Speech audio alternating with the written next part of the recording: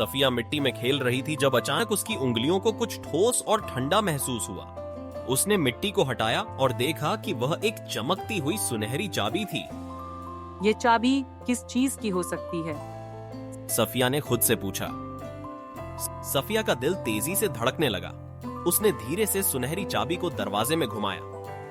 चटाक! दरवाजा खुल गया और अंदर से एक चमकती हुई रोशनी बाहर निकली। उसने देखा कि एक नीली रोशनी में नहाई हुई नदी बह रही थी। रास्ते के किनारे दीवकाय मुलायम मशरूम खड़े थे। हवा में तितलियां उड़ रही थीं, जो अपने पीछे सुनहरी रोशनी की लकीर छोड़ती जा रही थीं। लूमो, एक चांदी रंग का नन्हा लोमड़ी का बच्चा, सफिया के सामने आकर खड़ा हो गया।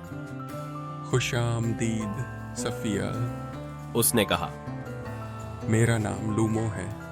उसने मुस्कुराते हुए कहा। हम तुम्हारा इंतजार कर रहे थे। यह सारी दुनिया तुम्हारी कल्पना की वजह से बनी है। क्या ये सब मैंने बनाया? सफिया ने आश्चर्य से पूछा। हाँ, यह पेड़, यह रिशिख नदी, यह शकीन तितलियां, सब कुछ तुम्हारे ख्वाबों और ख्यालों की बदौलत वजूद में आया है। उसने चॉकलेट के पेड़ों के बारे में सोचा और फौरन ही चॉकलेट के झरने और लॉलीपॉप के पेड़ उग आए। ये सब तो जादू जैसा है। सफिया हंसते हुए बोली।